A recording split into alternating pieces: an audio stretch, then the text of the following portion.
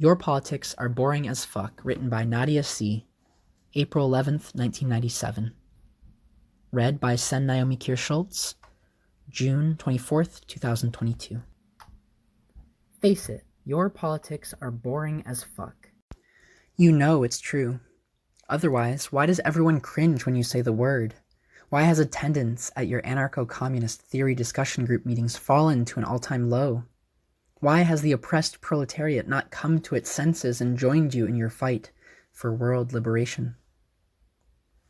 Perhaps, after years of struggling to educate them about their victimhood, you have come to blame them for their condition. They must want to be ground under the heel of capitalist imperialism. Otherwise, why do they show no interest in your political causes? Why haven't they joined you yet in chaining yourself to mahogany furniture, in chanting slogans at carefully planned and orchestrated protests, and frequenting anarchist bookshops? Why haven't they sat down and learned all the terminology necessary for a genuine understanding of the complexities of Marxist economic theory? The truth is, your politics are boring to them because they really are irrelevant. They know that your antiquated styles of protest, your marches, your handheld signs and gatherings are now powerless to effect real change because they have become such a predictable part of the status quo. They know that your post-Marxist jargon is off-putting because really, it is a language of mere academic dispute, not a weapon capable of undermining systems of control. They know that your infighting, your splinter groups, and endless quarrels over ephemeral theories can never affect any real change in the world they experience from day to day. They know that no matter who is in office, what laws are on the books, what isms the intellectuals march under, the content of their lives will remain the same.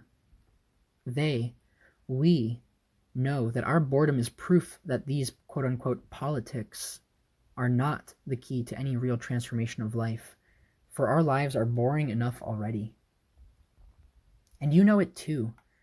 For how many of you is politics a responsibility, something you engage in because you feel that you should, when in your heart of hearts there are a million things you would rather be doing? Your volunteer work, is it your most favorite pastime, or do you do it out of a sense of obligation? Why do you think it is so hard to motivate others to volunteer as you do? Could it be that it is, above all, a feeling of guilt that drives you to fulfill your quote-unquote duty, to be politically active? Perhaps you spice up your work, quote-unquote, by trying, consciously or not, to get in trouble with the authorities, to get arrested, not because it will practically serve your cause, but to make things more exciting, to recapture a little of the romance of turbulent times now long past.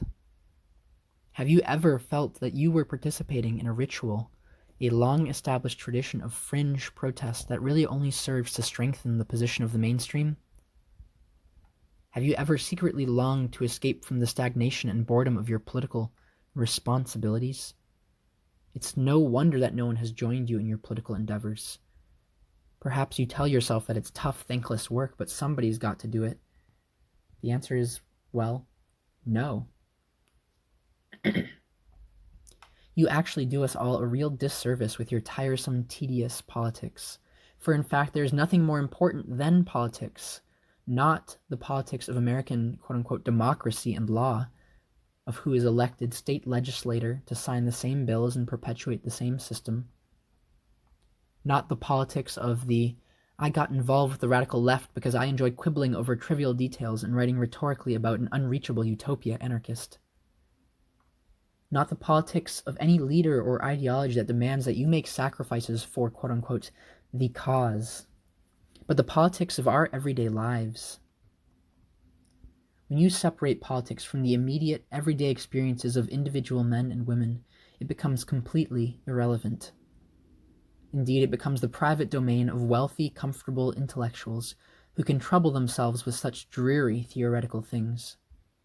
When you involve yourself in politics out of a sense of obligation and make political action into a dull responsibility rather than an exciting game that is worthwhile for its own sake, you scare away people whose lives are already far too dull for any more tedium.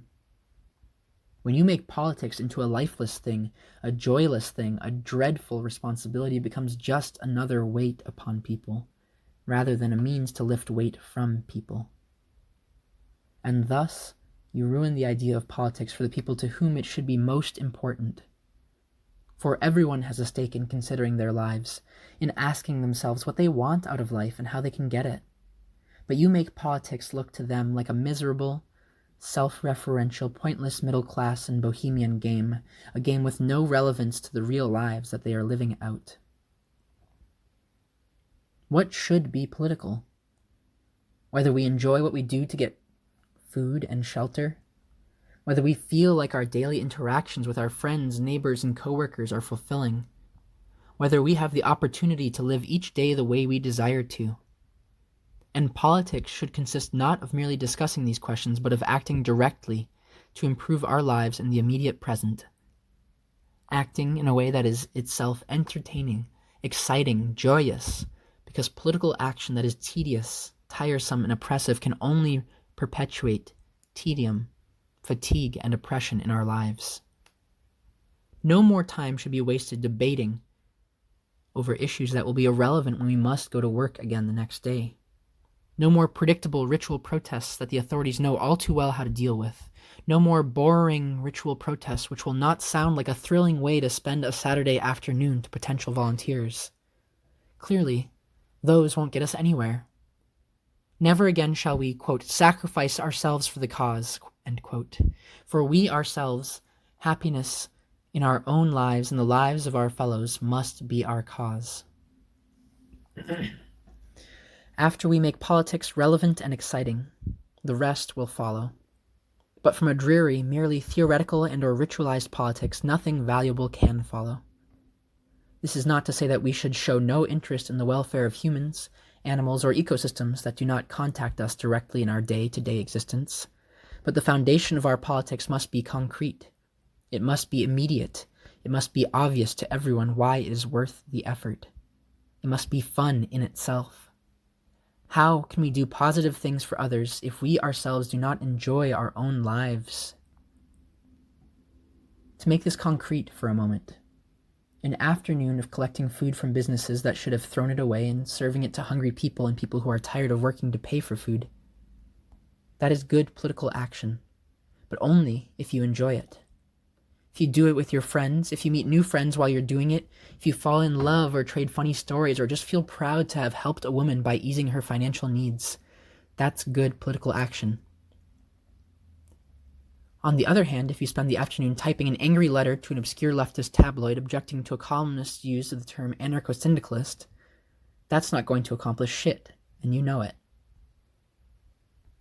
Perhaps it is time for a new word for politics, since you have made such a swear word out of the old one. For no one should be put off when we talk about acting together to improve our lives, and so we present to you our demands, which are non-negotiable and must be met as soon as possible, because we are not going to live forever, are we? First, make politics relevant to our everyday experience of life again. The farther away the object of our political concern, the less it will mean to us, the less real and pressing it will seem to us, and the more wearisome politics will be. Second, all political activity must be joyous and exciting in itself. You cannot escape from dreariness with more dreariness. 3. To accomplish those first two steps, entirely new political approaches and methods must be created. The old ones are outdated, outmoded. Perhaps they were never any good, and that's why our world is the way that it is now. And fourth, enjoy yourselves. There is never any excuse for being bored or boring.